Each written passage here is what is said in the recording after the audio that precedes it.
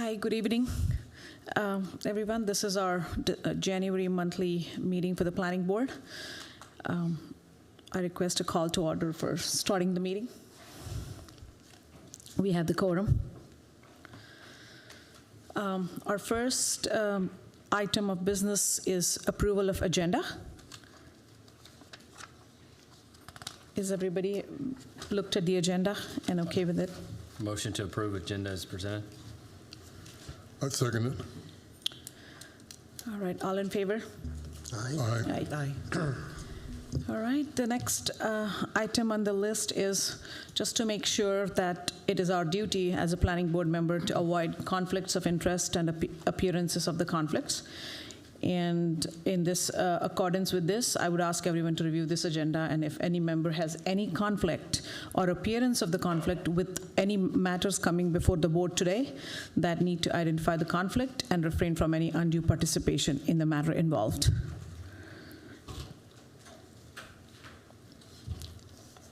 Any of those?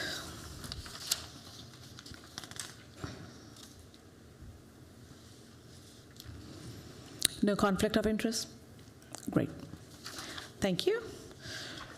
Moving forward, item E, approval of minutes from the previous meeting. We did not have the meeting in December. We had a meeting in November, which was November 18th, and we all have the meeting minutes. If there are no issues, I request for the motion to approve the planning board meeting minutes from November 18th. I'll make a motion to approve the minutes from the 18th meeting. Second. All in agreement? Aye. Aye. All right, that brings us to item number F, that is old business. Okay, that is old business, and it is about request to reopen discussion and rescind prior motion of enhancing the planning board deliberations and recommendations. Under the planning board's rules of procedures and generally accepted parliamentary practice, a motion may be rescinded by the member who made the original motion or by the board in order to reopen discussion on a matter previously acted upon. Reconsideration of an item listed as old business is procedurally appropriate when the board determines that additional discussion is warranted to ensure full participation or clarity of the intent and a complete deliberative record. There is a recommended action, and this is in reference to the motion that was made in the November 18th meeting by Rick Krause. Motion to rescind the motion adopted by Planning Board on November 18th, 2025, which authorized Mr. Krause to engage directly with members of the board commissioners, selected town staff, and Planning Board members to expeditiously develop for further review by the Planning Board a problem statement describing opportunities to enhance the Planning Board's deliberative process and recommendation. This motion to rescind is a request, and I would give some clarity and then open it for discussion, is because November 18th we had given this motion in an understanding that this would be, Rick Krause would probably first share his proposed approach or a structure or an agenda with the planning board and or also to the town staff via email and have the next steps and have it structured. I have received a couple of concerns and a couple of emails from the leadership of the town that they would not mind participating and engaging in these conversations, but they would like to see an agenda, a proper structure ahead of it. And thus, there's this request to rescind this motion. I'm opening the floor for discussion. I'm actually happy to make the motion to rescind if that would expedite things, and then we can continue the discussion. So if that's okay, I'll move as described to rescind the motion adopted on November 18th that authorized me to engage with the Board of Commissioners, et cetera. Second. Thank you. All in favor? Aye. Aye. Thank you, Rick. That brings us to the new business, consideration of rezoning petition CD 0009, 2025. Excuse me, Chair, Sorry. you need to discuss it. You've asked him to rescind it, so the item is still up for discussion. Correct, sorry, my bad. We'll go back to the item number F. So after now, the motion is being rescinded. We would like to bring this back for discussion in the next meeting with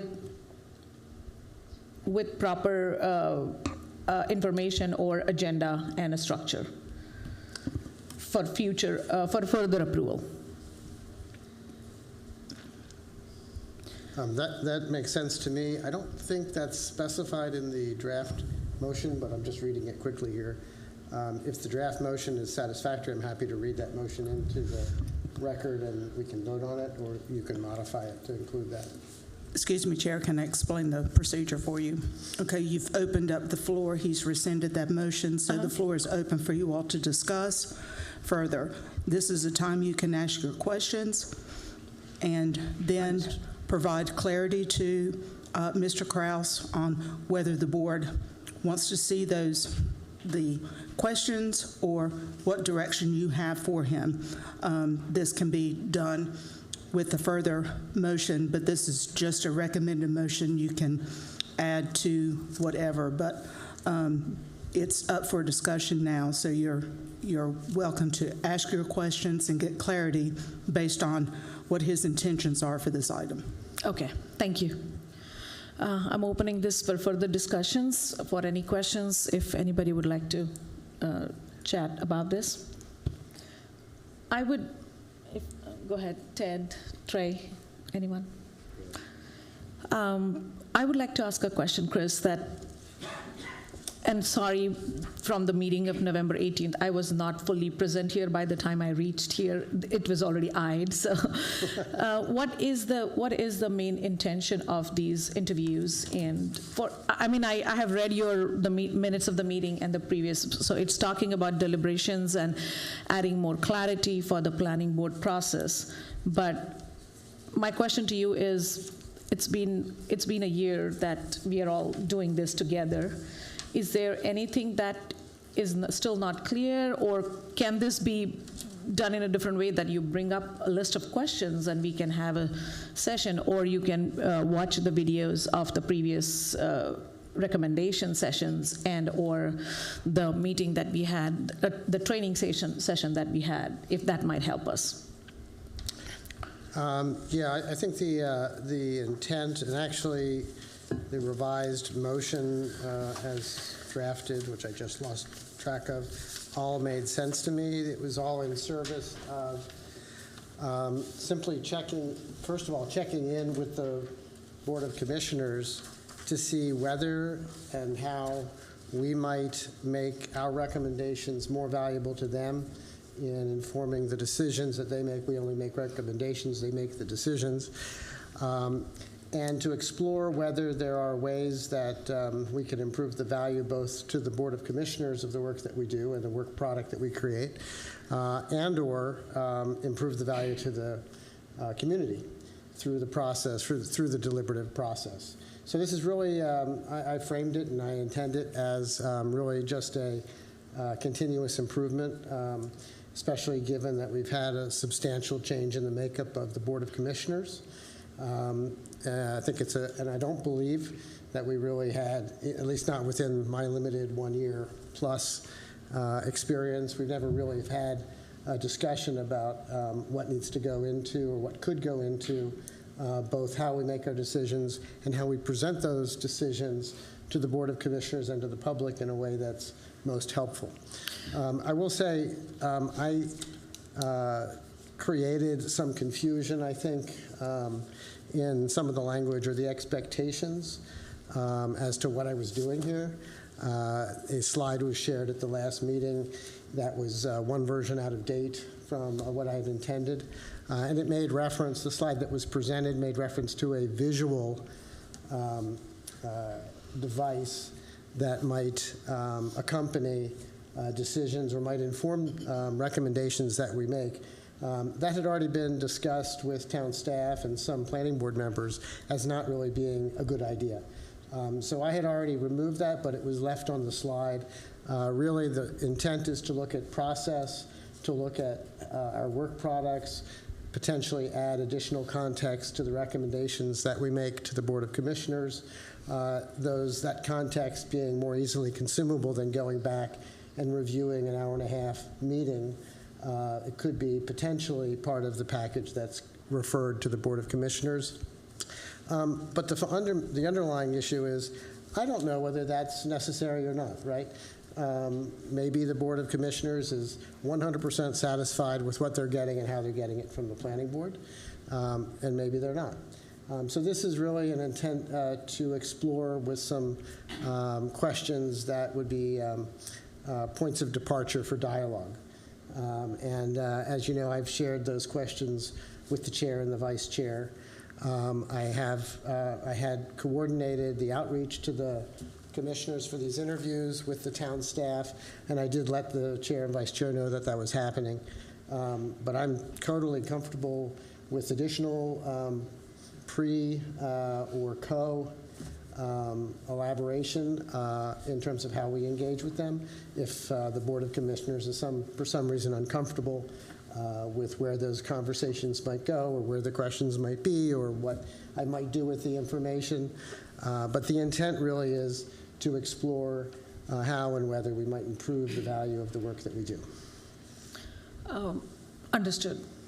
First of all, I think I would like to say that us as planning board, we only give recommendations, so there's no decisions going from our side. It's Right. purely recommendations, and then the Board of Commissioners and the town staff makes With the those. exception of quasi-judicial, but that's Right. very minor. So my personal suggestion would be, again, that if there was something that, and I totally appreciate your intention of continuous improvement, and that is true in any settings and any initiative. But to do that, I think it should be a collaborative process. So my suggestion would be, if you look at the previous recordings of what we have approved and how that has been gotten to fruition, whether it is approved, not approved, recommended, in favor of, or not in favor of, and how the decisions have been made. That's like a case study for myself, and I'm pretty sure everybody who has been on the board here has done that. And I have done that as well. Right. So I think we need to put a structure to this process for the continual improvement, as opposed to directly getting to the step of interviewing the Board of Commissioners or meeting with them. Any suggestions? Well, I guess my thoughts were, to me, when we initially talked about this, what I thought was we were trying to get some feedback from the standpoint that you might just, instead of trying to have an interview and actually sit down with them, that you would actually maybe just send an email with a questionnaire, like 10, 15 questions. You know, how do they perceive what we're giving them? Is there enough information? What's missing? Because it sounds like to me what's happening is the commissioners having a face-to-face interview without any kind of agenda. They're kind of figuring out what's going on. And that's what I thought. We just kind of get the feedback and we could collate what the issues were, you know, right. that you could be more specific in these areas, or these are the things that are missing, or whatever it might be, because I was curious myself, you know, do they feel like the feedback they're getting when they make their decisions, is it complete? That's kind of what I was just curious about. And for me, it just seems like that can be done without a face-to-face interview. Just ask them, you know, just a questionnaire. Say, hey, you know, these are these things. What do you see that's missing? What do you think is working well? And then we can possibly follow up with interviews down the road once we figure out there's anything really missing and get more detail. But I'm kind of curious myself, this high level, are they perceiving they're getting enough information? Is it complete enough?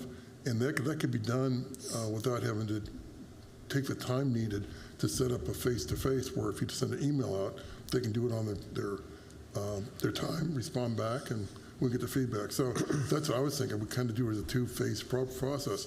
Find out if there's a really an issue, you know, if there's an issue, then maybe at that point follow up with some sort of a face-to-face discussion if there looks like there is a glaring hole somewhere. I actually have 6 questions that could be put into a survey if you're more comfortable If the planning board is more comfortable with the engagement starting as a survey to the Board of Commissioners, and then a sharing back of the results, and then a decision as to whether we want to engage in a more intimate way, and whether that's one-on-one or group interviews. Those can all be decided as we go along. There's nothing magical about the idea of one-on-one interviews. So I guess the question is, do you want to make that motion that I can put out a draft survey, and we can coordinate through email. We have to be careful about everybody piling on, or it becomes an open meeting issue. So I'm not exactly sure if you want to just work with the chair and the vice chair, or if you want to do this in some other way, or we can do it as a work session and schedule that work session. I think you already gave the whole process, which is pretty acceptable to me, that we send out an email or a survey in the survey form, and definitely the chair and vice chair to be involved or looked in the process, and then depending on what the response comes back to the survey, we can then schedule a common work session with the planning board members, all of us, and the Board of Commissioners if required. And in terms of approving the content of that survey, is that something that all the planning board members would like to see before it goes out, or are the planning board members comfortable with me just coordinating with the chair and vice chair before it goes out to the commissioners? Just to respect everybody, the planning board team who has been now in the second tenure of the planning board, I would suggest it should go through all members, just for the... Okay, so I would just ask for some guidance as to how to pull that off without violating or creating a open meeting issue. Is there can town staff maybe, if I draft Yes. a document, can I have town staff? I think it would be better if you coordinate it with me, the town Right, okay. clerk. Yes. And I will disseminate to the Board of Commissioners, as well as sharing it with the planning staff. Okay, and just to get the order right, I think we want someone, before it goes to the commissioners, we want to make sure that the planning board is comfortable with what's going to the Board of Commissioners. Right. What I'm hearing is that the planning board would like to see the survey and the survey questions prior to dissemination. Right. Okay, and so I can work with you on coordinating that. Correct. And the planning board can direct you to do such. Thanks. That's fine with me. So we should, well, I'm sorry, perhaps there's more discussion. Any further questions or discussions, Ted, Trey? No. So for the moment, I think I'll attempt to do a on-the-fly motion. Not my strong suit, but I'll try to move this simply. I move that the board, I don't know, does anything need to be on? Do we need to move anything? I can move to that I will draft a survey for distribution. Chair, I would ask the board of another, since Mr. Kraus is the one that is asking to do this, I would suggest that another board member make the motion to authorize Mr. Kraus to develop a survey, disseminate it to the town clerk and planning staff and planning board for review, and then upon decision that you are satisfied with the questions in the questionnaire, the survey, that you give permission for that item to be disseminated to the Board of Commissioners. Okay, well, I'll make that motion. I make a motion to have Mr. Kraus put together a list of questions to be posed on the quality of the product that we're sending to the commissioners, and with those questions to work to the town clerk to distribute it to the board members to review before being distributed to the town council. And once the board is comfortable, to then distribute that questionnaire to the town council, which then we would review the results with Mr. Kraus as he pulls together the information from that survey. Second? I don't think we need to second. We can Okay. vote. All in favor? Aye. Aye. Thank you. Thank you. Moving along to the new business. consideration of rezoning petition, CD 0009, 2025, 8003 Pine Oak Road. And presenter is Blair. Hello, everyone. This is first time I'm addressing this board, and appreciate the opportunity. It's good to see old faces and new faces. So, yes, tonight we have a conditional rezoning petition. It's for the address of 8003 Pine Oak Road. So let's dive into it. This is petition CD 09-2025. It's a request by Derek Richardson. Derek is here with his wife, Heather. And it's for a conditional rezoning, which is also a map amendment of parcel number 06165038. And that would be from its current R3 zoning, that's single-family residential, to a NCCZ, which is a neighborhood center conditional zoning.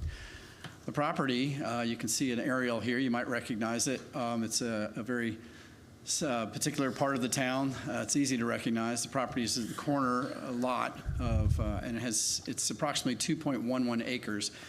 Located at the address that I mentioned. It's at the bend in the road in Pine Oak Road. It's across from the new development of Artisan Prescott. Artisan Prescott is actually the residential component of the larger Prescott development, which the latest addition there is the Lowe's Foods and a number of other commercial establishments. That's kind of just across the street. You'll get a better view of that in a second.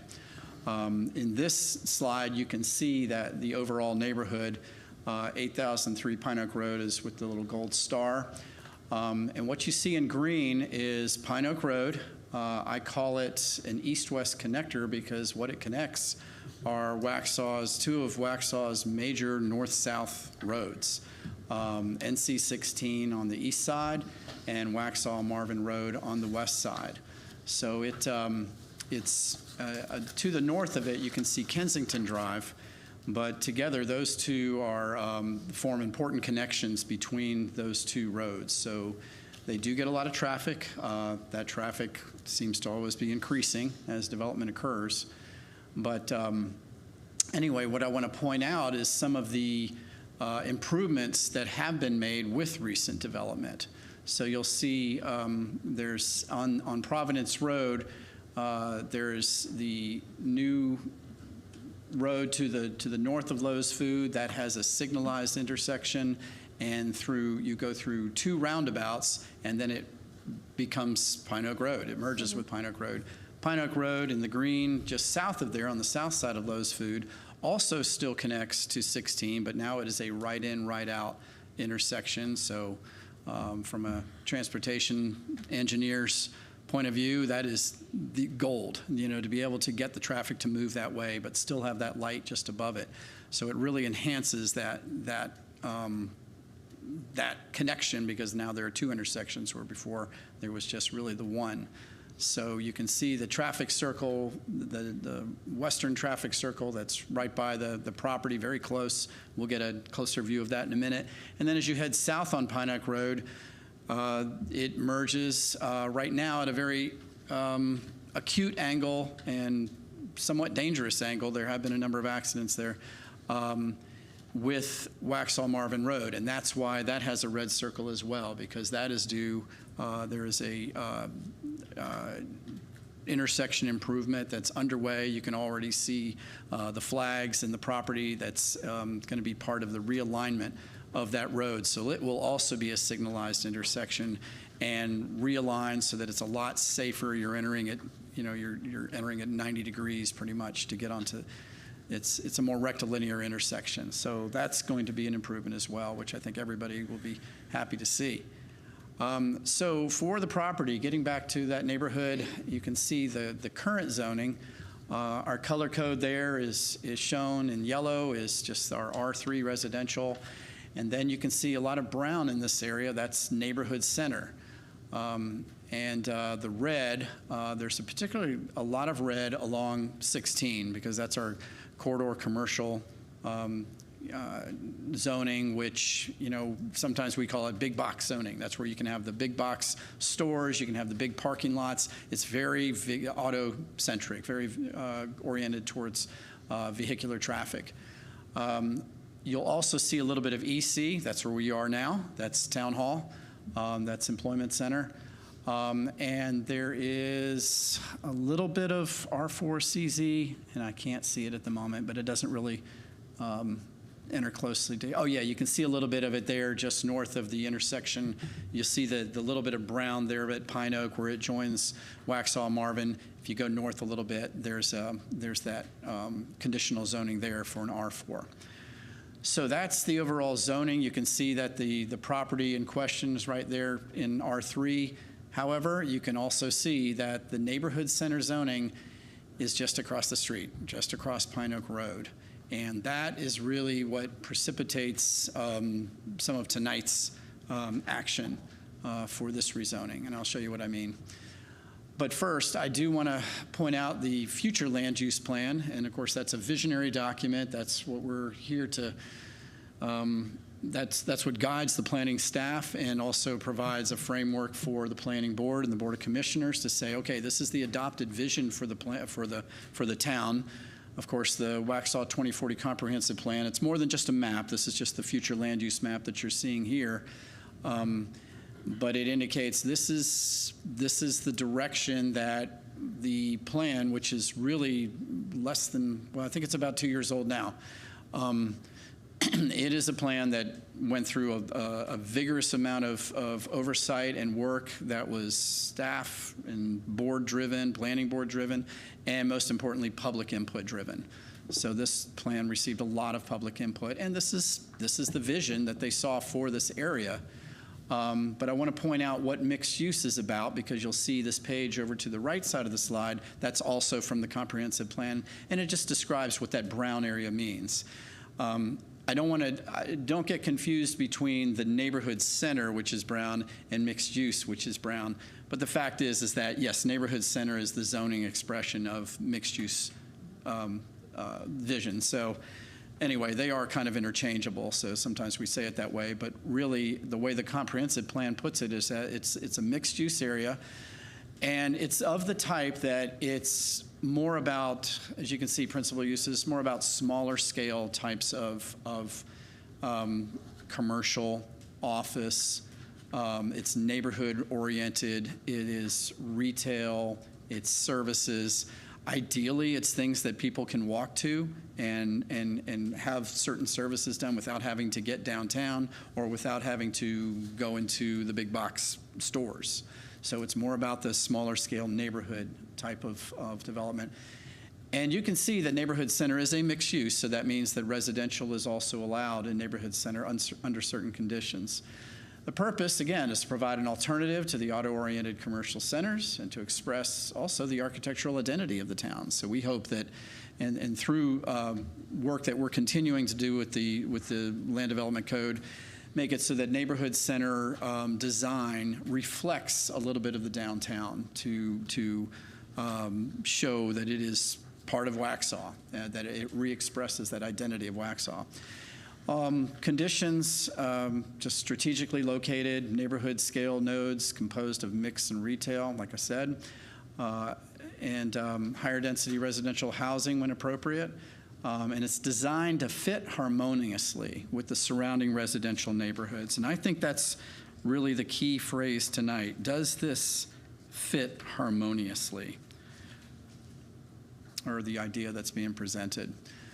So just verbally, consistency with the Waxhaw 2040 comp plan, just some of the things that it is consistent with is that the comprehensive plan calls for expanding the commercial tax base of the town. As you know, and as is often quoted from this board, or from the board of commissioners mostly, that we have a tax base that's not really very balanced. It is mostly residential.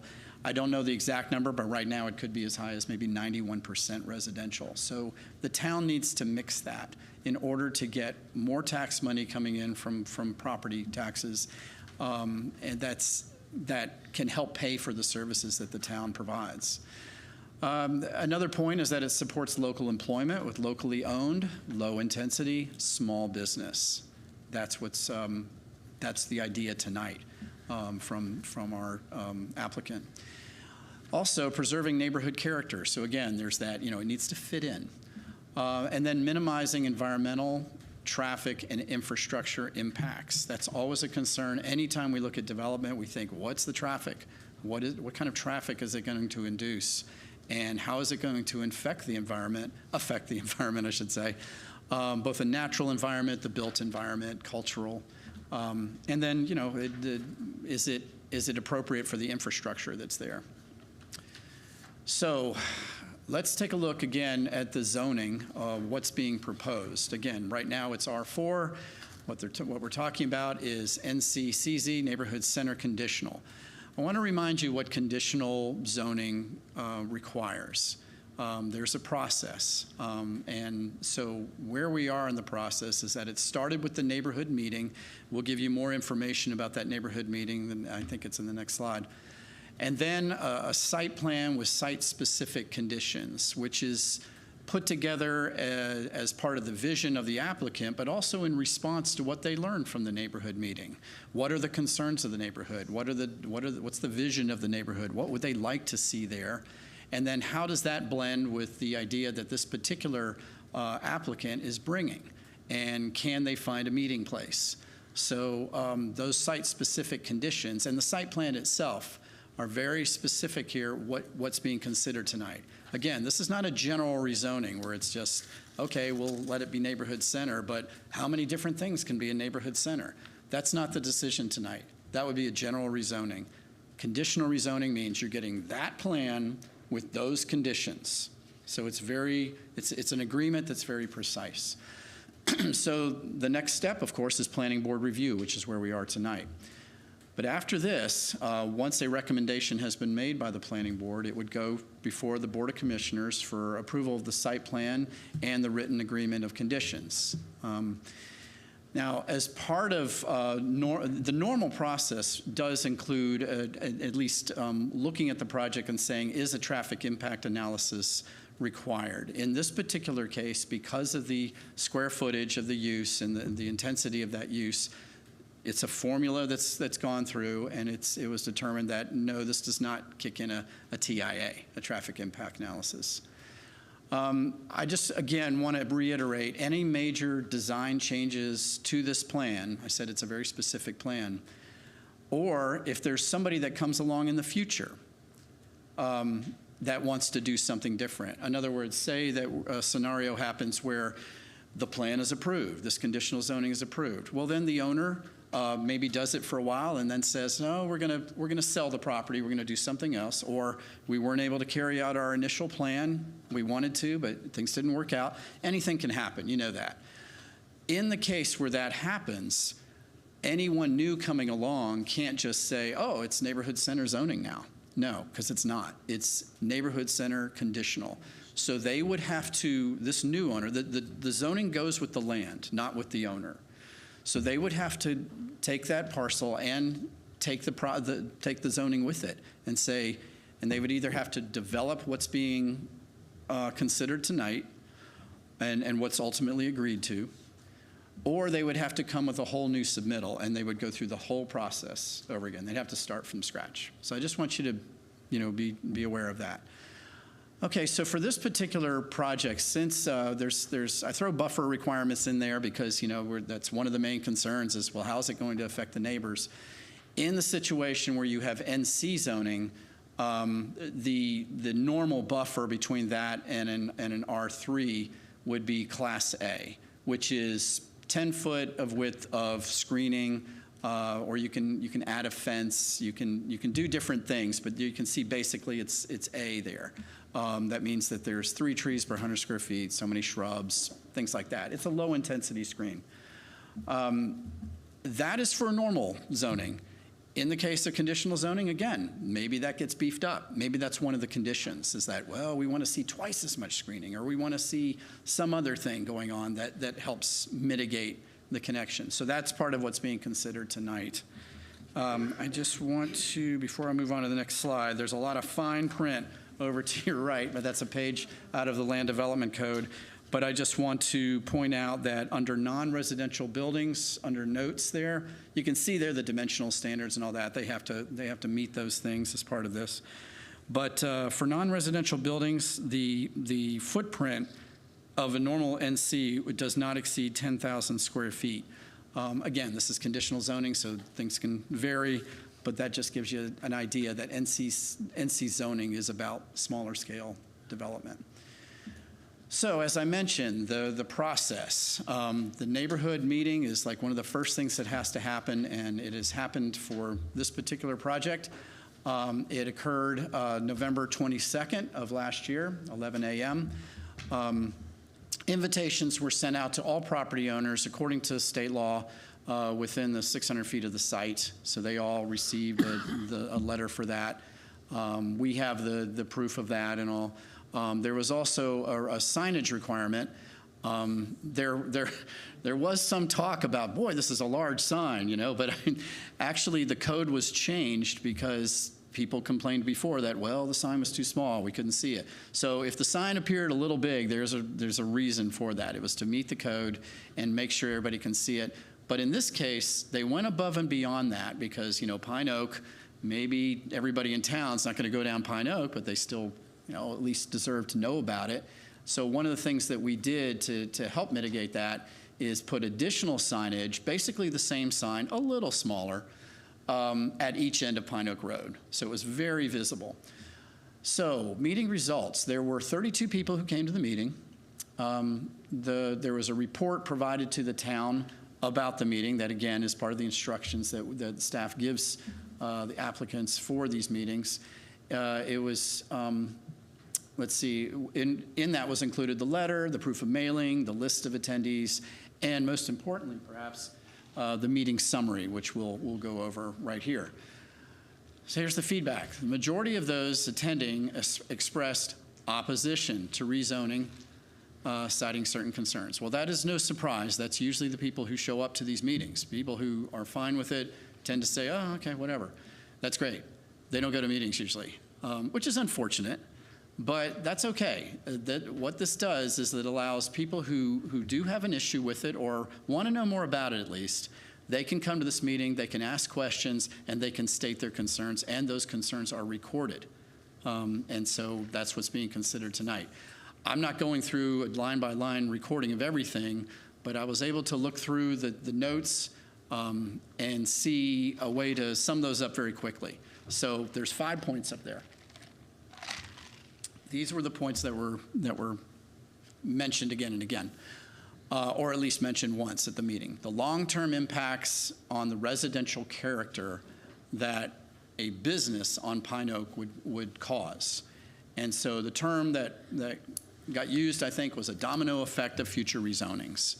So there was the thought that if one rezoning occurs on Pine Oak, that it's just going to trickle down, you know, and that there'll be all these rezonings, that all these property owners will want to either sell their property to somebody who wants to develop that way, or they'll want to develop it themselves. That was a concern mentioned. I'm just going to go through the concerns. Another concern mentioned was increase in traffic, and particularly at this point on Pine Oak where it's the sharp curve. And anybody who's driven along Pine Oak can see that, yeah, it is a sharp curve, and there is a hill there, so visibility does have some limitations. Also, what was thought could be an issue was noise from delivery trucks, and also an increase in lighting that would be foreseen for this project. Another was on-site storage. Maybe there's going to be herbicides. Maybe there's going to be pesticides. So people brought forth those concerns because they would be living right next door. So naturally, it's a concern. And then finally, that this was going to be a non-residential development, meaning that there wasn't going to be anybody living there. It wasn't going to be a business that's maybe run from someone's home. It was an actual business. Now, it may look like a house, and any addition may fit in like part of a house, perhaps, but there wasn't actually going to be somebody living there. So that was a concern that was brought up. So I think that kind of summarizes things. There's more elaboration that could be done on it, of course.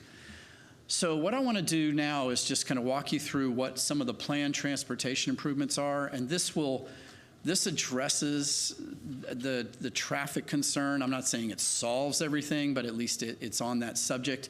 And then some of those other concerns I'll cover through later slides. But this gives you a chance to see what's going on in that area, because a lot has happened, obviously. First of all, there's the realignment of Pine Oak Road, and that connects with Prescott Glen Parkway, which is the road I referred to earlier. It's got the 2 traffic circles you can see. It's got Lowe's Food to the south of it, and then it ultimately connects just off the screen with 16 at a traffic signal. Pine Oak continues, and it still connects with 16, as I mentioned, but that's a right-in, right-out intersection. So those are the sort of the road improvements or the road changes. And you can see here in this slide, if you go northwest from that lower traffic circle, you can see that there's planned residential units also to the northeast. So that is part of that Artisan Prescott development. So the area is going to see change. There is no question about it.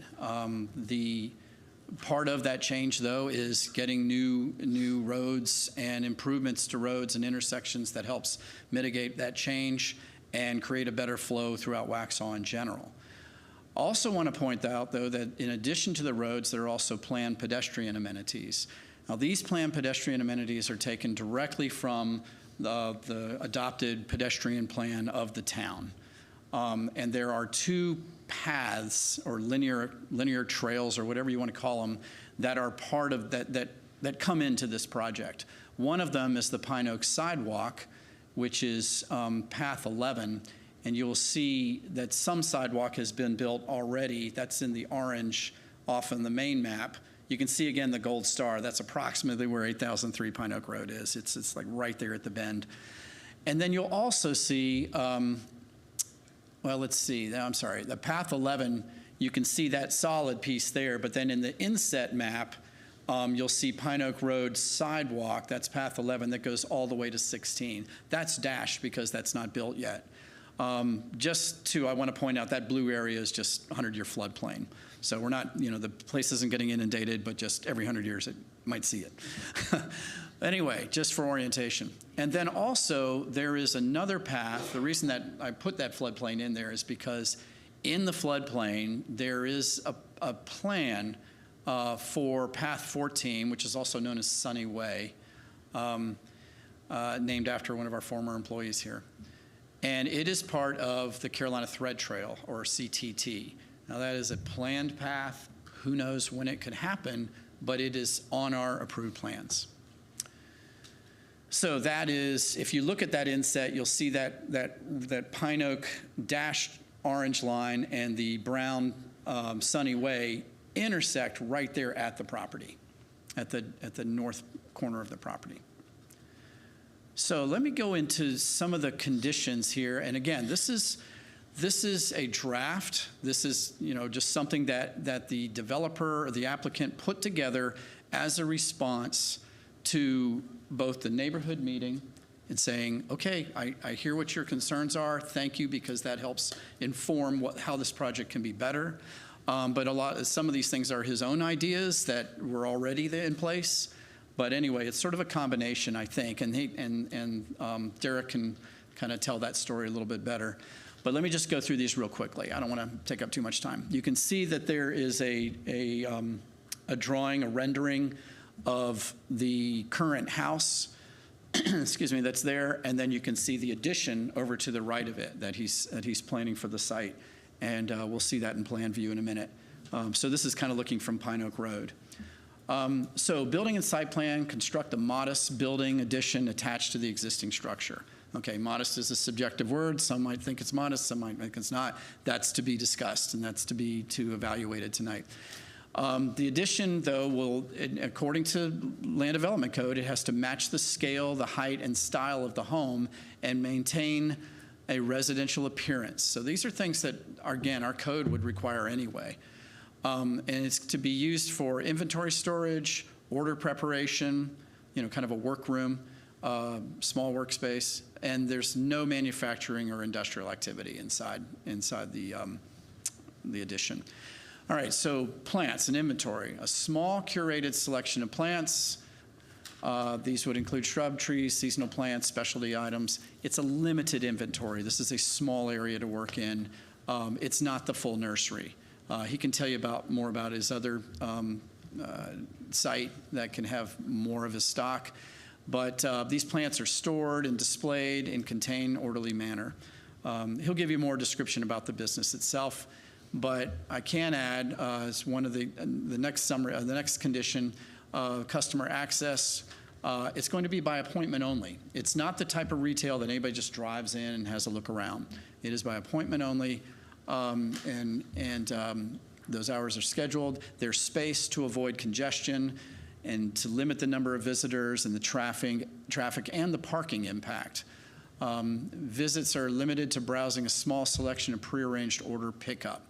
Parking accommodation is on site. You can see that in that yellow area there. We'll give you a little more orientation to the site, and I know the graphic's not real pretty, but that's kind of like from an aerial and drawn on and such, but you can see the house there and you can see where the parking would be. Signage would consist of just one small non-illuminated business sign. It's for identification only. It's not advertisement. It's just so you can find the place and go in. The exterior lighting, that was brought up as a concern in the neighborhood meeting. What the developer, the applicant is proposing is what's minimum is necessary for safety and operations. It's placed on timers, motion sensors directed away from the other properties to prevent light spillover or disturbance to neighbors. And then also screening, that's an important part of this as well, both from a lighting point of view and just general activity and such. There'll be plantings along the fence line to help reduce visibility from neighboring properties. A lot of those trees have already been planted. I think there's more to come. As the applicant says, just to quote, we're open to additional plantings where feasible to soften the visual impacts and maintain appropriate transitions to neighboring properties while ensuring driveway access and sight lines to provide safe and functional site access. The conditions go, well, that's it. That's all the conditions. So let me just, it's those and those. But again, this is a work in progress. So, that's up for discussion. So tonight, what you are asked to do really at the end is to think in terms of reasonable and consistency for this conditional zoning. And staff has brought forward a suggested reasonable and consistency statement. This is by no means meant to bind you to anything in particular. You could go a totally different direction. But what we considered is that the request, in a specific way, it is inconsistent with the Waxhaw 2040 future land use map in terms of its designated land use of that specific parcel. If you go back and look at those two maps I showed you, there was the zoning map, there was the future land use map. The future land use map did not show it as a neighborhood center. It showed it as R3 because that was the expectation when the plan was put together. So there is that. It's inconsistent with that map. Now, as far as the reasonableness, that's going to bring in other aspects of the comprehensive, of the 2040 plan. So follow along with me here. The request is reasonable and in the public interest as the parcel is located adjacent to existing neighborhood center property along the primary road corridor, Pine Oak Road, that connects the two main north-south roads above Highway 75 and below Kensington. And because the conditional site plan allows a low-impact commercial use in accordance with the goals of the Waxhaw 2040 comp plan and the neighborhood center zoning district, as we went over, and contributes to a more balanced tax base. So that's what staff brings forward, just as for consideration. So the requested action, a motion to recommend the conditional rezoning, a motion to recommend it with modifications, and a motion, or it could be a motion to deny recommendation. So that is what's asked tonight. So at this point, I'm going to stop talking and give you all a chance to ask questions. You can ask it of me. Like I said, Derek and Heather are here tonight. They can tell you more of the story. They brought along a few pictures. They can show you a little bit more. So just how would you have us proceed? Sure. Thank you, Blair. Okay. Do you want to see what they want to tell us? Okay. We would like to hear what you have. Derek? Thank you. All right. So you can move forward by just hitting the right button. Okay. Like Blair said, my name's Derek. My wife Heather and I are the owners. We're simple people. I mean, our faith and family are most important things to us. We got 2 small kids. Got a 2-year-old and a 8-month-old. And they're probably the main reason why we even started this business in the first place. I was working a job that I was gone all day. And when we had kids, I realized that I wanted to be around more, do things with my kids. Some of my best memories growing up that I can remember just getting out in the yard and gardening and learning about plants and things with my mom. And we have a space that we're in now. It's all the way over in Fort Mill. And I'm a lifelong resident of Waxhaw. I've lived here my whole life. We live in Millbridge right now. But the place we're in, it's just a small, sweet space. It's all concrete. We're online sales is what we do now, plants and things like that. But I've always kind of had my eyes open for a spot in Waxhaw where I could do, even though small, have some plants and things outside and make some of those same kind of memories with my kids that I remember from when I was little. And so the reason this place is important to me is because of the house. Like, I want a place that can bring my kids to work with me during the day, and they might be inside or they can go out and help me do things like that. It checked a lot of boxes for us. But again, I just want to stress that we're easy people. We're open to any and all conditions. I mean, ultimately, we just want a place to work and kind of do what we're doing now, but maybe do some different things and make some other fun memories as well. I think we've got some cool ideas and things we can do with the space, but ultimately, just want to try to find something that works for everybody. That's really it. I did bring a couple pictures, just if it helps you at all. These are just, it could change. So where Blair mentioned we might have some plants and things out on the property, these are just some local nurseries around here that I've taken little snippets of what it could look like if it helps you at all. So just small areas of things on the ground, or maybe, who knows exactly what it may look like, but, just that's an idea. Inside, over on the right in the middle, you see kind of what the living room looks like now. So that's kind of right when you walk in. And we've had the eye of doing little classes like that, like potting classes, bonsai classes, just fun little things that people might, would come to and learn about plants and get something to take home with them. So little things like that. Again, just ideas if it helps you visualize potential, because that's just kind of the point that we're at. And then we have done a couple things thus far. You see, we've just made some small changes to the entrance. We cleared out some brush and a few trees. We put up a safety fence around, because again, we have kids running around and we just wanted to be safe, from being able to get out to the road. We also widened the driveway a little bit to make it easier to get in and out of, and try to improve sight lines coming in and out of the property as well. That's pretty much all we've done thus far, but a couple things there to look at as well. And again, this just kind of shows you again, I think the area outlined in green there, some of the plants and things that you saw pictures of, that's kind of the area where we sort of envision that may be on the property. Mm-hmm. I think that's it. Thank you. That's all I had. I'm opening this for questions, discussions. I do. Go ahead, Rick. Thank you. I know, first of all, I wanted to thank you for being so good about reaching out to neighbors to make sure that they were aware. I know you did that in conjunction with the town, and you got good turnout, it seems like. I appreciate the report that you generated. Seemed like a very honest summary of the feedback and your responses and so forth. And I really do appreciate it. It looks like you're making a very strong effort to understand what opposition might be and what you could do about it. However, one question I had was, I know you encouraged people to contact you after the meeting if they had additional concerns or feedback. That isn't included in your report. Did you receive any additional feedback, positive or negative, after the neighborhood meeting? I didn't personally, I mean, we encouraged people to write down on some note cards.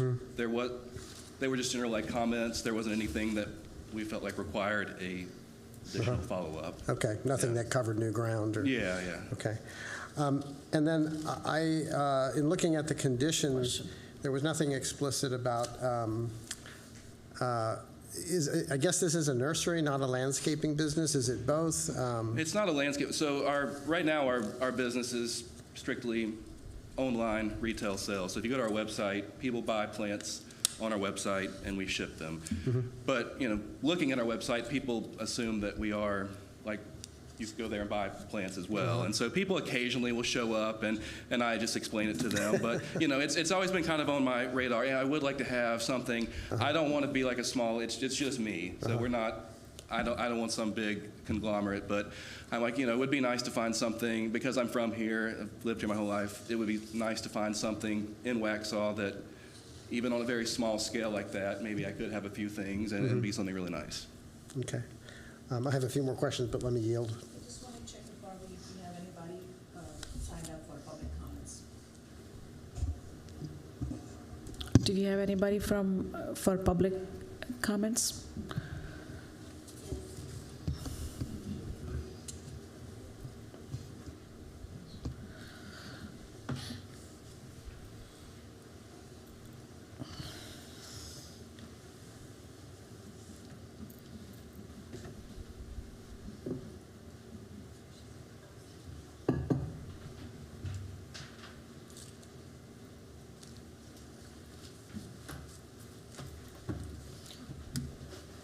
So we have three signees for the public comments. Thank you, Derek. And I would like to invite one by one, and I think we have to be aware that we have 3 minutes to speak. I would like to invite Lisa Patterson.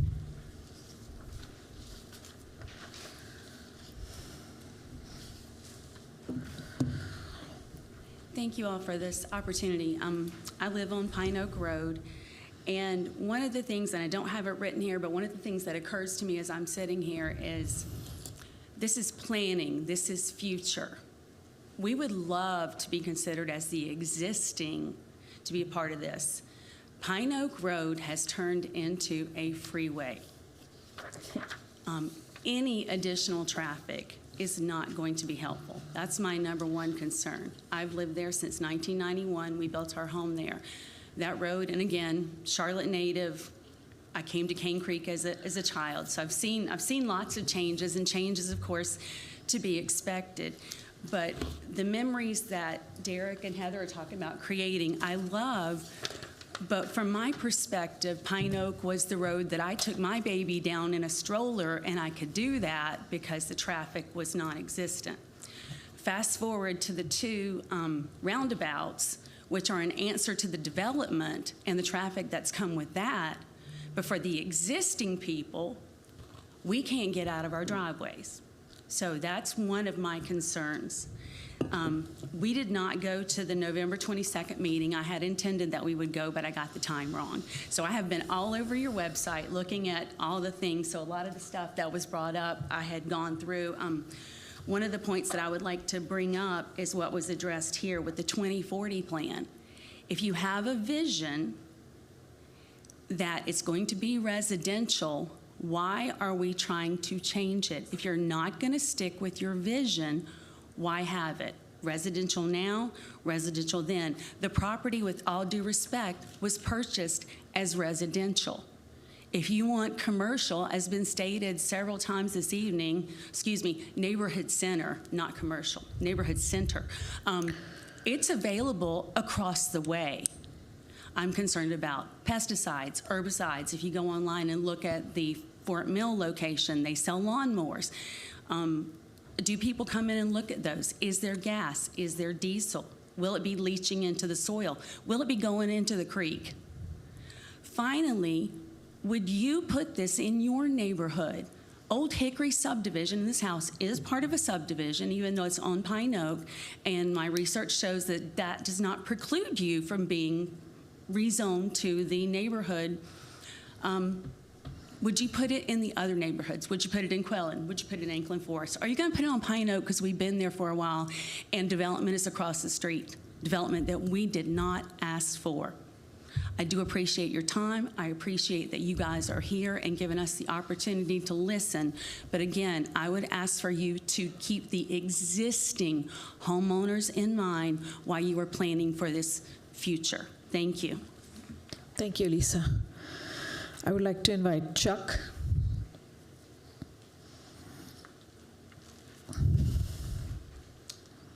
Good evening. My name's Chuck McDougall. I live at 7906 Rusham Court. Can you bring up the slide that said questions? Now, the one that said questions, right there. Well, I pointed out, if you see the driveway going out to Pine Oak, if you go 30 feet beyond that across Pine Oak, that's my bedroom. So my bedroom is approximately 60 feet from Pine Oak on the other side, the beginning of their driveway. I'm probably the one that's most impacted by this coming about. Like I said, my bedroom is like 80 feet from the driveway. Your job as the planning committee is to give recommendations. But you have to balance a lot of things between the immediate thing, but you also need to be looking to the future. And just like was pointed out, our biggest concern is not that development, but that it becomes a domino effect. Now, there was a picture at the beginning of the land use across Pine Oak that's brown, but none of those have the capability of having a driveway onto Pine Oak. Everyone residential down Pine Oak has a driveway coming out of it, and like was pointed out, traffic is terrible. That is that's a blind spot if any of you have driven on that. And I have nothing against Derek and Heather, trying to do this. We actually said we'd love to have them as neighbors, but once you rezone it, it's going to happen where your other people it makes it easier, and other people are going to be doing it. And I just really respectfully ask you, number one, to consider it, but I'm also asking not to vote on it tonight. Think on it. And you're certainly invited to come over at 5 o'clock on an evening and just listen to the traffic. I'll happily give you my phone number. Thank you. Thank you. I would like to invite Charles.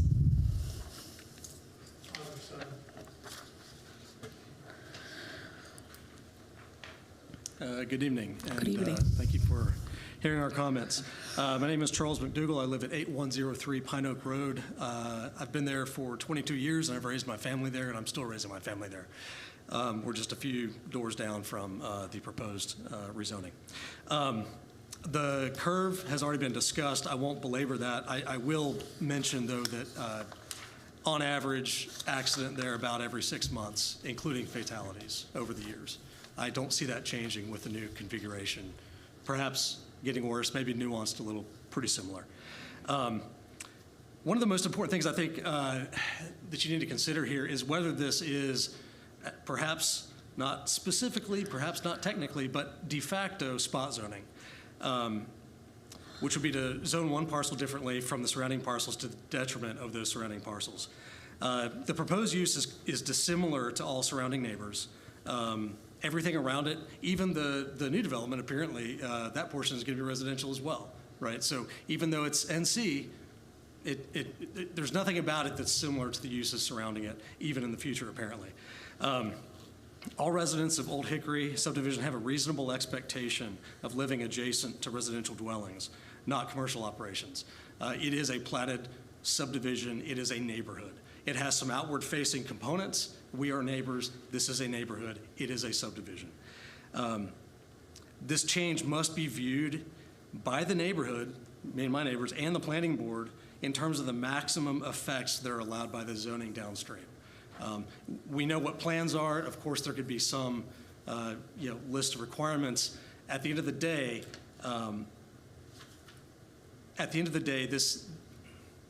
there is no amount of requirements you could put on this that would fully mitigate the change, nor mitigate for that domino effect that I think here in Waxhaw we're pretty clear on how that works.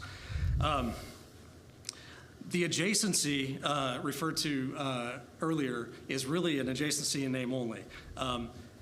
If you look at it from the bisected by creek and by road, it's catty corner. It only barely touches.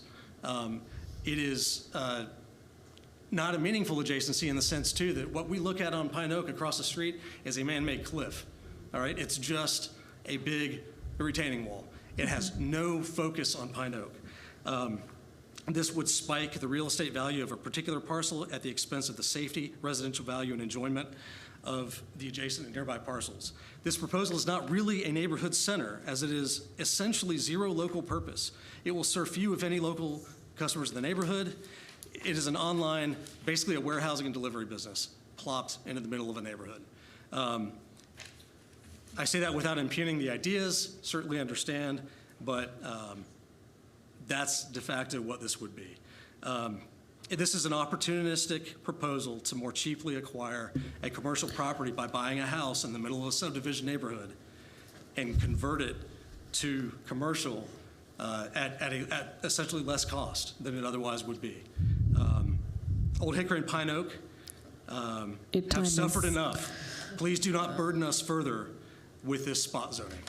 Thank you. Thank you. Okay, opening for questions. Rick, you have more questions? Yeah. I did. Blair, if we can put up the future land use slide again. Just had a question on that, and it relates to the last public comment.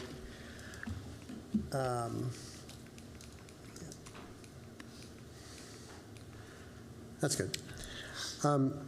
So the brown area as it extends towards the star, towards the subject property, I know, near the first circle, the eastern circle, the one that already that existed on the map already, that area is residential or is planned for residential now.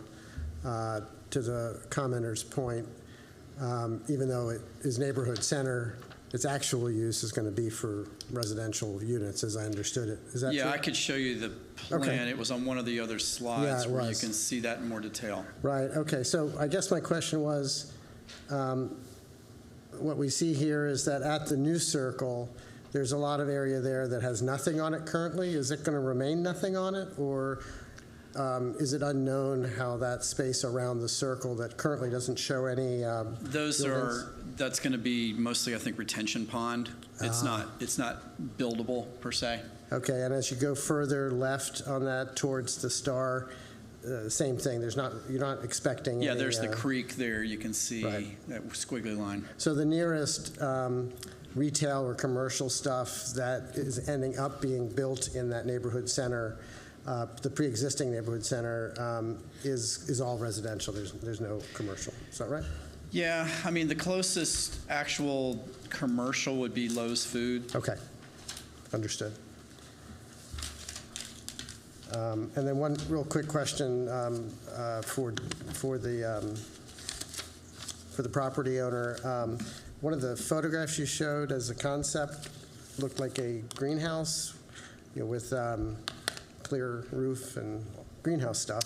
But that is very different from what it looked like in the rendition. And so I'm just wondering whether there's any condition that's restraining. I mean, could it be that a greenhouse-looking thing, a bubble, or is it going to look like a garage, which it showed in the Yeah, so the garage is more, well, there's no garage even there Understood. Now, so even if you wanted to pull a car in, you can't. So Right. that's that. But No, the pictures I sent, again, they're just, because it's conditional and we're open to anything, it's just, like I said, pictures of local, nurseries that I've taken pictures of. It doesn't have to be that. It's just to kind of help you picture, in the area what plants, sitting Okay. around may look like. But it's Okay. nothing set in. Thank you. You're welcome. Appreciate it. That's all I had. Thank you, Rick. Any other questions? I guess the question I have is, how much traffic do you think, how does your operation work? Do you have one truck comes in every day to pick up all your deliveries? Or do you have trucks coming in all day to pick up your deliveries? How much traffic does go through your operation? Yeah, we're small. So, right now we have,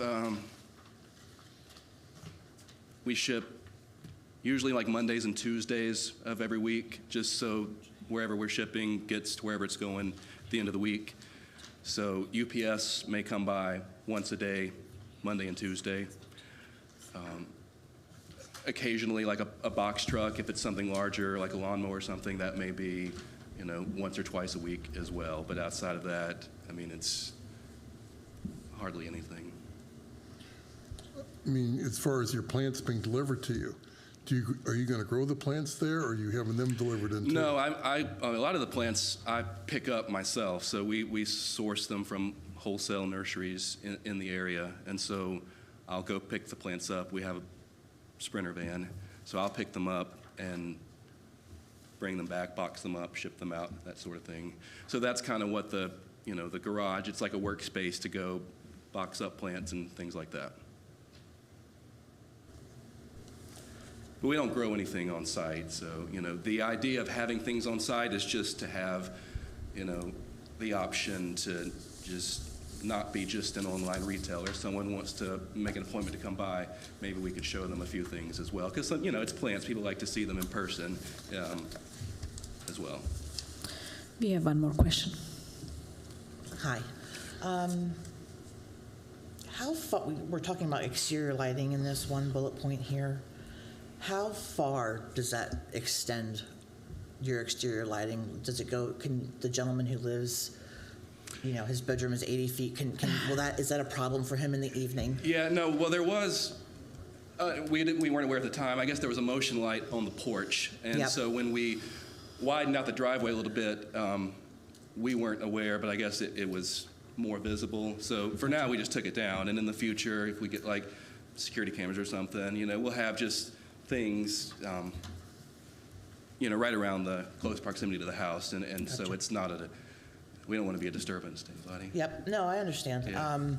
And then in one of your renderings, it looked like you had tables set up so customers could come in and maybe do some potting activities, maybe with their children, that sort of thing.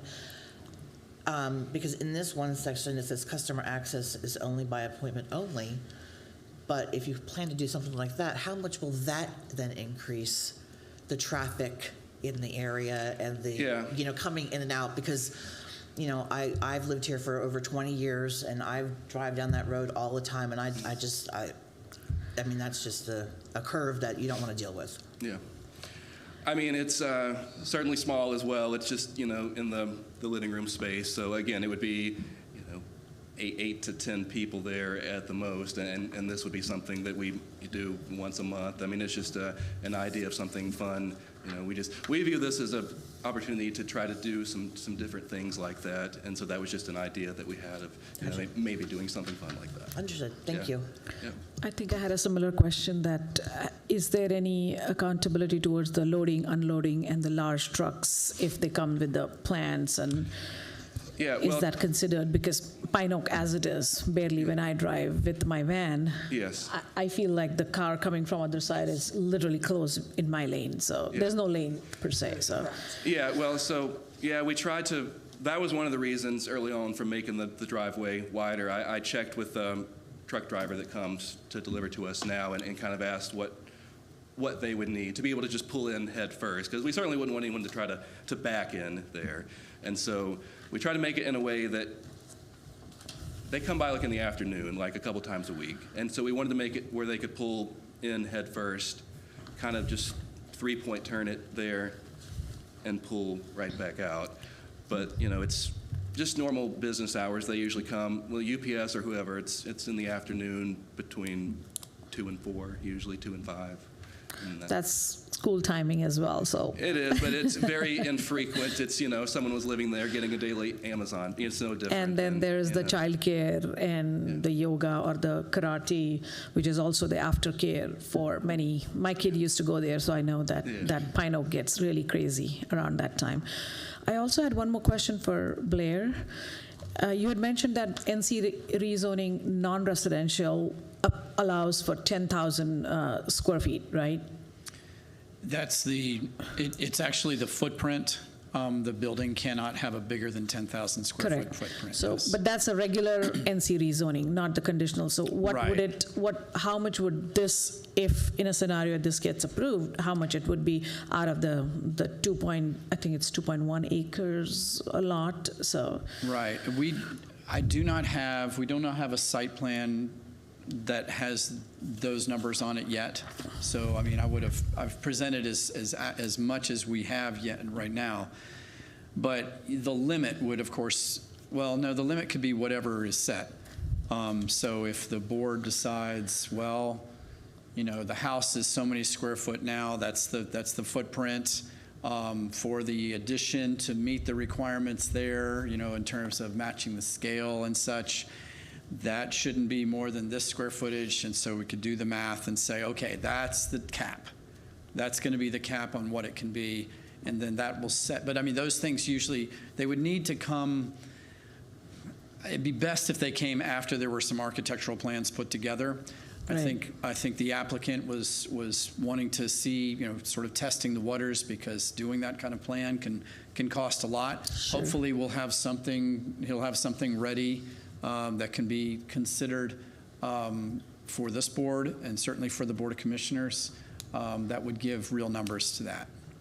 But yeah, I would think that would be one of the conditions, was the footprint of the building or the building in addition. Okay. Yeah, I think that was one of my questions, and which also remind me, Blair and the board, how would we document the conditions? Well, I mean, I've put together just sort of a conditions summary. It doesn't have to look much different than that, but just try to make it as precise as possible so that it's clear, because it really is legal language. It's contractual language. So, we want to be sure that it is something that satisfies everyone and it's very clear in its meaning. So, but what I have here are more categorical. These would be the categories of conditions. Certainly we can add to them, subtract from them if we want. But then they'd probably be more in a bullet point form or something. And I'd probably want to talk to our esteemed attorney to see if that can be, if what we end up with is precise enough. It's something we've done before with other projects, and it just needs to be agreed to and signed off on. Yeah, because in my perspective on your slide you had before this one, you talked about residential appearance and so forth. That needs to be worked in here somehow, because I think that's really the key. And I think that's part of the issue of, like, his renderings of various nurseries. I think the concept is we've got to make sure that that residential appearance under the addition is not it, but the whole property. That really the concept is a property in this residential area. It needs to look like residential. If he wants to have, stuff inside where he's putting stuff together, that's great. But I think what I've heard from this meeting, it really needs to fit in to the community and look kind of like the rest of the structures as much as possible. So I think that's really critical in this conditional approval, is that he commits that really this person driving down, the street will look at it and say, it's just another, property. Yeah, so having a measured elevation of the addition, I could see would help to fit that. Also having, like I mentioned, a site plan that shows the actual outlines of the buildings. And in that way, by having an architectural elevation, you see exact measurements, you see the finishes and whether they're consistent with the building, whether they match the building. And you see, just overall, you get a feeling of the massing, the scale. So yeah, that would be, right now, this is all we have is that rendering and then the rough draft of the site plan that was shown, but that could certainly be taken further. It's just that does require an investment from the owner. And so, again, they're trying to see, test the waters. Is that investment something that could have, is it an investment worth making, or are we dead in the water right now and it's not worth making the investment? You understand? That's it, yeah, I appreciate it. Also, I know you mentioned about the traffic analysis TIA not required given the scale of the project, but given the critical location and the critical use, I would say, would that warrant a traffic analysis? Well, I don't want to say no, but technically, yeah, it doesn't trigger a TIA. I do want to mention that Pine Oak is a state road. If James were here tonight, I'd call him to the front. We check with James. It does not trigger. It doesn't, but I would want to, right, but I would want to maybe get a little more information about what is expected by NCDOT for this curb in the future, because the numbers are changing in terms of, that now it's not just a straight. Given the development on both sides the of Pine Oak. roundabouts and the new commercial. So is there going to be mitigation on the part of NCDOT just for the road in general? That would be great information to have. I don't have it. I know James doesn't exactly have it, but he might be able to make a more educated guess, or not just guess. I mean, he usually is pretty good at estimating what NCDOT is going to do. So that is additional information that could be helpful, yes, but I just don't have it tonight. Understood. Yeah, I think that would be helpful. I think one of my concerns for this is, given that curve is so almost a 90-degree angle. It's a blind curve. It's just a complete blind spot. So what happens when you have people then saying, oh, I missed the driveway, let me turn around in the middle of the road, let me pull onto the side of the road. Now you're talking about you have kids in the yard, but I know you said you have a fence up. I think there's just so much more that needs to be taken into consideration. I love the idea, but I mean that corner is not to be messed with. If you remember a few years ago, that on the other side of that street, where those young people were coming across that on Waxhaw Marvin, and they hit that tree. Yeah, that's down at the southern end of Pine Oak. Yeah, exactly. But I mean, same sort of issue. Yeah, exactly. I don't know how the neighborhood feels about the new development and the roundabout that's there. I know that's got to be affecting some of the traffic coming from Providence. Like, in other words, it's not just a straight shot to fly around that curve, but they have to negotiate the roundabout and come through that. I know that is designed to kind of slow down traffic. I don't have the numbers to say what the result is, but I hope that that's an improvement. Sorry? If you're coming from the other direction? Yeah, if you're coming from Providence Road, if you're coming from 16, you have to go through the roundabout. Right, but when you're coming from from the Waxhaw bottom, Marvin. yeah.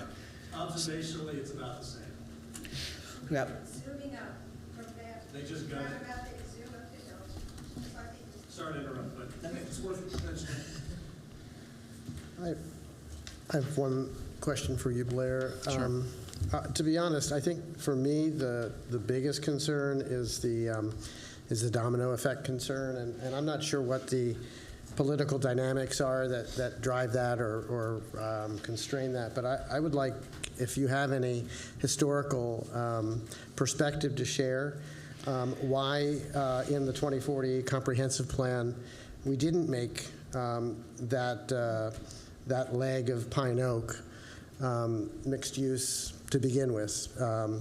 And if you're able to, if you were there at the creation or whatever, I'd love any historical. Since the staff is recommending that this is reasonable, whatever you could share there would be helpful. Yeah, I understand, and I was there, and it wasn't too long ago. Okay. And sometimes I look at and again, I want to emphasize that there really are kind of two elements to the 2040 plan. One is all the written pages. It's not a huge plan; it's an easy read, but there's a lot. There's a lot of goals and strategies and description that's in the plan that you can see that goes into our recommendations or whether for or against. And so there's that. And then there's also the future land use map. And the future land use map is, I wish I could say that it's taking all the written material and exactly translating it into the map. The reason it's not is because we're working with real property owners, real economics. There are a lot of things to consider so that it is, the map is meant to try to bring about the vision within economic and physical constraints and such. But what I'll mention about this particular area is that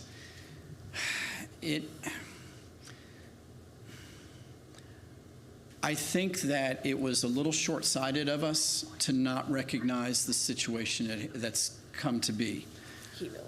And the reason is this: Pine Oak Road is not your ideal connector between two major north-south roads. Ideally, it would be, well, Kensington Road is not ideal either, but it's a little straighter. It's a little more, but there's not quite the same opportunity. But it doesn't jump out at you and say, okay, this is a connector between those two, so it, of course, is going to have this kind of development. Again, the vision plan it's not predictive, it's aspirational. It's like, this is what we'd like to see. The thing about neighborhood center zoning is that it wasn't meant to be a strip. It wasn't meant, like corridor commercial is a strip. We didn't see this as corridor commercial by any means. Neighborhood center, though, the idea behind it is that it's nodal. It takes place mostly in intersections. And you'll see, the neighborhood center zoning at the intersection of Pine Oak and let's see, where are we? Yeah, there you can see it. There you can see it in the zoning, but the plan also does that, where there's that brown area at the intersection of Pine Oak and Waxhaw Marvin, because it's an intersection. When you have two main roads intersecting, that is an ideal place for businesses. So you'll see a node there. You'll see nodes throughout. If I had the whole map, you would see nodes in different strategic parts of the town, not in a strip.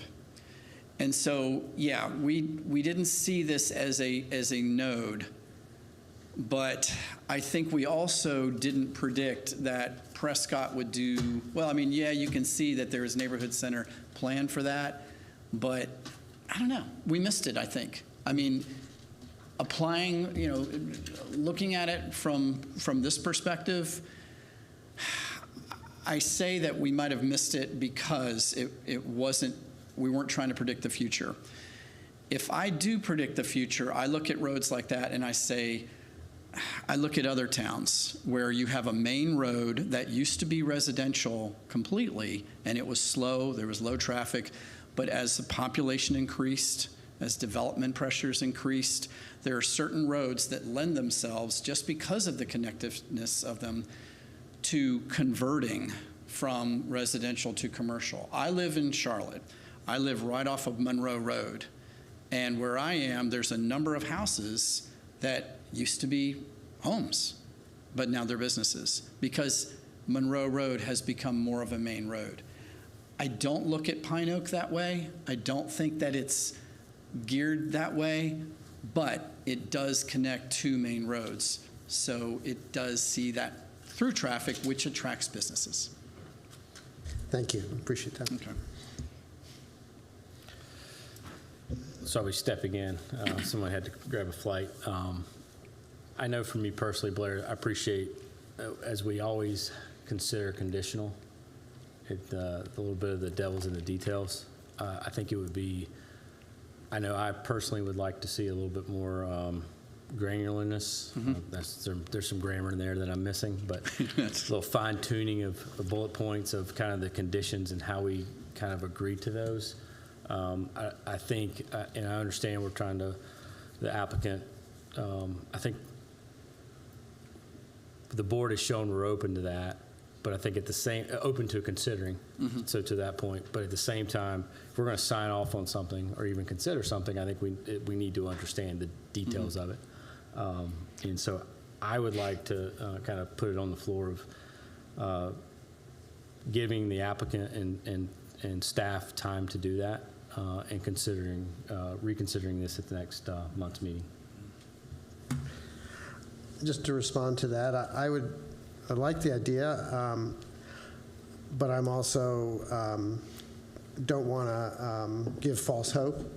And at least for me, and I'm just speaking for me, I can't imagine any set of conditions that would get me to recommend because of in my view, how the current comp plan lays out the future land use. In my view, I'd like to see, if it makes sense to the town and town governance, I'd like to see that rezoned in a revised comp plan or revised future use plan to change that segment of Pine Oak to neighborhood center, as opposed to even with a set of great conditions, opening that door with this Keystone property that opens up that new leg of Pine Oak to eventually being commercial. So that's just my view. If a majority of us are the same as me, then maybe it doesn't make sense to ask for more detail. Oops, sorry. I'll stop there. Is there a response? Yeah, I was just going to follow up on that. I think actually, and I was looking through our recommended, the recommendations that you could make to the board, and I think technically one of the recommendations, if there's an inconsistency with the future land use map, whether it's conditional zoning or not, I think you need to be recommending, finding it inconsistent, but recommending that the future land use map be changed as part of that. That's really the correct way to do it. Then you could also add conditions on as part of the conditional zoning as well.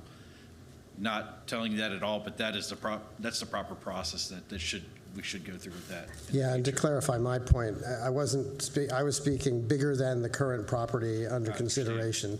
So in my view, I wouldn't want to approve the current request unless town governance decided to rezone that whole segment of Pine Oak, not just the one at the curve, because I find that argument compelling that this is kind of a keystone domino that's going to unlock a lot of other residents asking for the same thing, and it would be hard to refuse them if they're just as reasonable as these folks in terms of making accommodations and limiting. It all makes sense, but it's very different from what's laid out in the vision currently.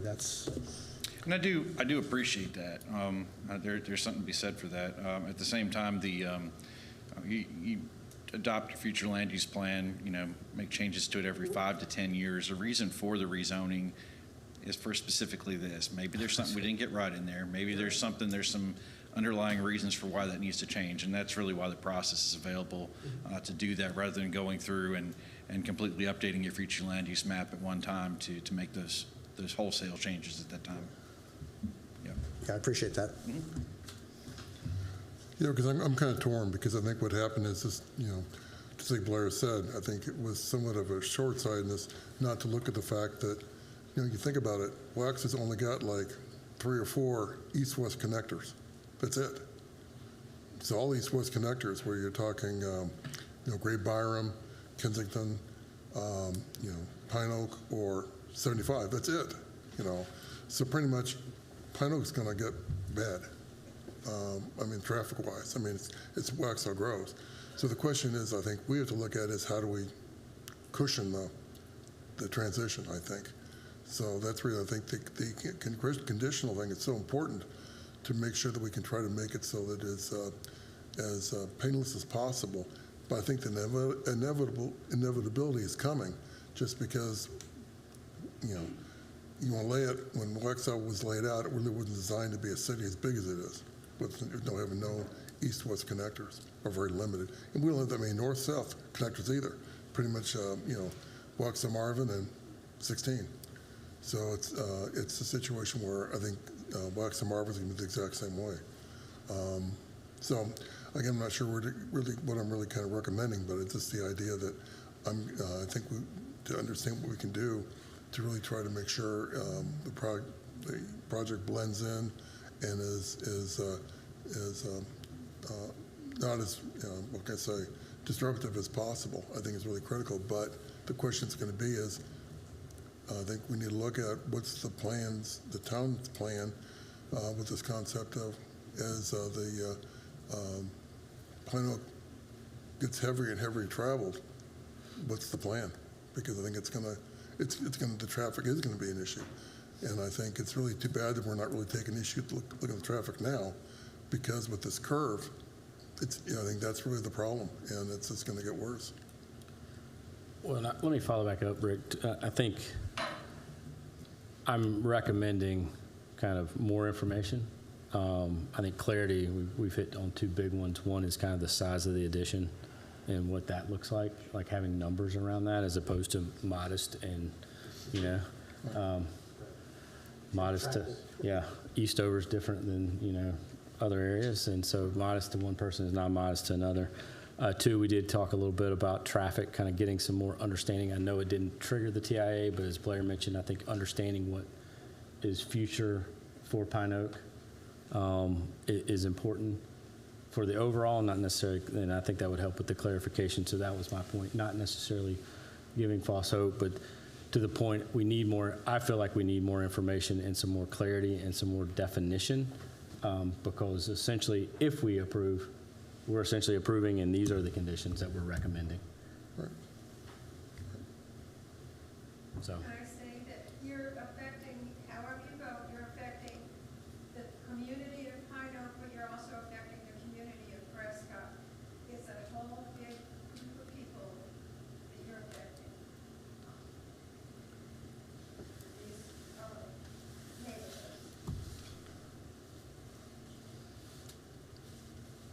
So I feel like there's a motion to be made, or is it a motion, Barbie, or are we just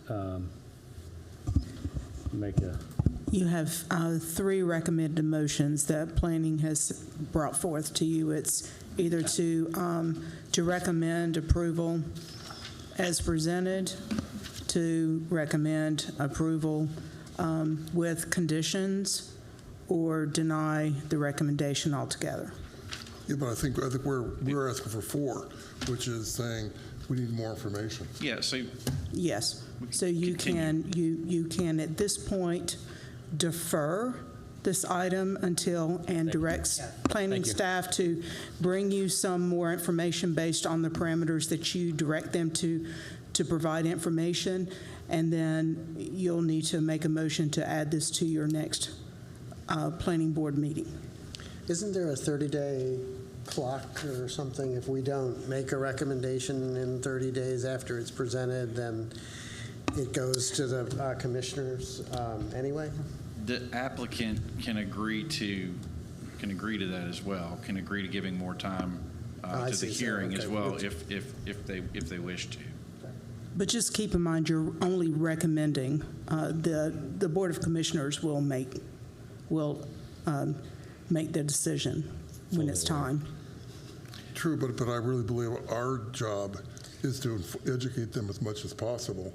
So right now, I think our recommendation is we don't think that there's enough information to let them actually make a decision. I think we believe that there's pros and cons on both sides, and so our issue would be it's kind of like we just need to know more about what's going on and what we can do to try to minimize the impact of the area if they decide to move forward. And I totally appreciate that. And if a motion is going to be made to defer, which is in your purview to do, if you would be appreciated if you would help Blair and I as staff to help the applicant to get you that additional information you need. If you could list out some specifics as to what you're looking for, it would be in the record. It'll help us go through and put all that together for you. Kevin, I do think we need to hear from the applicant if they are open to that deferral. Yeah. Just to make sure you understand, I think it's clear, but the question is, so that more information can be provided, are you open to this being given additional time and coming back to the planning board prior to a recommendation, either way, going to the Board of Commissioners for consideration? Yes, of course. Okay, thank you.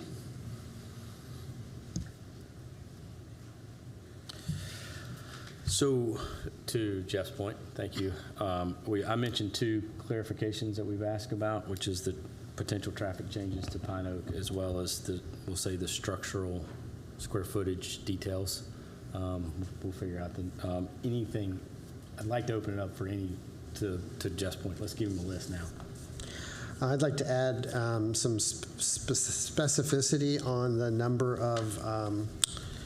of consumer visits. They said a small number, but a small number, like you said, for moderate is subjective. So if we're talking 5 visits a week, or so something more specific about how many consumer visits there might be in a. Okay. And again, we're talking to this addition, but again, from the applicant's pictures he gave, there's also potential outbuildings. And the question I think we need to get an understanding of what the plans are for any potential outbuildings, that actually are going to not be seen. It's not just part of the 2 main structures, the house and the addition, just so that we can understand as far as what any outbuildings might be or not be, so we can put that into the plan. Yeah, the way, if I may, the way I interpreted that is just a generalized site plan. And I go to this picture because it has the rudiments of that, where it shows the existing building. There's a very dark line that's above it, sort of an odd-shaped triangular type of edge there. That's representing the addition, but the site plan would show more precisely what the footprint of that addition would be. And also, in addition to and then the site plan would also maybe have that more outlined where the fence is. That's just a matter of recording where it's been put in already. But if there are additional screenings to show that planted area, maybe a little more information about that. And then in addition to the site plan, there would be an elevation, at least one elevation of the addition, showing it next to the existing building, so you can get a sense of the style, scale, and all that. That's what I'm hearing so far. And that's typical that you would have that in such a decision. And to be explicit, I mean, to me, it would make a big difference if it's a greenhouse with a glass Right. dome versus Absolutely, a thing yeah. that looks like a house, right? Yes, that kind of detail would show up in the elevation. Yeah. I would also, I would just like to see a little bit more of the parking configuration of how, if just let's say it's that Saturday, and there's deliveries, there's people, there's this, there's that. I mean, how does that work without impacting Pine Oak Road itself? Yeah, so in other words, a circulation plan. In one of the other images, there was sort of a rough outline of the parking, but a site plan would show more precisely the outline of that parking, the driveways that connect it, and any other existing structures or areas that can be identified for certain uses or whatever on the plan. That's all part of a site plan, yes. Now, again, this would be a draft, kind of usually conditional zoning site plans, they're a little bit rough, a little bit conceptual, and the thought is, or the rule is that the actual built, finished product cannot deviate from that plan more than, say, 10%, which is a little bit subjective, but it gives them a little bit of leeway just to meet reality. But the site plan for the conditional zoning, it gives you a very good basis for a decision. I'd also like this information about the proposed area for potential plant display, just to make sure that's not too commercial. The idea that, again, we want to make this kind of a pseudo residential property, and how can you make it so that it's doesn't look like a roadside market, because it's a pretty good sized area that's in that green area, and just make sure it blends in with the community.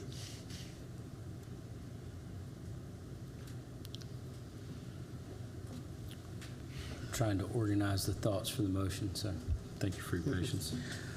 I might also consider a condition relating to limitations on the type of vehicles that, like no 18-wheelers, or some kind of specification as to what kind of vehicles are allowed in the driveway or allowed to make deliveries. Again, I'm just trying to be responsive to the feedback that we received from the neighborhood meeting.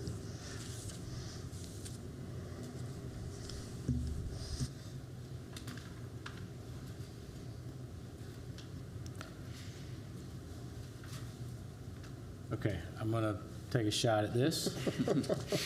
It's a motion to So defer. before you do, I want to make sure that I wrote down what I understood that members are seeking direction I'm gonna- from. I'm gonna You're going try to to put that in there? I'm going to Okay. try to do that for you. I was penciling and organizing as I Perfect. go. So that's going to be my goal here with this motion so I make a motion to defer the decision to allow staff and the applicant to provide additional information on delivery limits, traffic changes to Pine Oak, customer visit information, as well as a updated site plan to include information about the addition, including the square footage, other structures, screening, elevation, and any other uses on the site. I'm noticing one other thing. That all sounded really good to me. Could we add one more bullet, which is a prohibition from storing fertilizer and chemicals on site? Okay? Which is something that the property owner said they were willing to do. As well as information on chemical storage on site. Yeah, that sounds good. Perfect. Is there a second? I'll second that. All in favor? Aye. Aye. Aye. Thank you. Thank you all. Having no other business on the agenda, do I hear a motion for adjournment?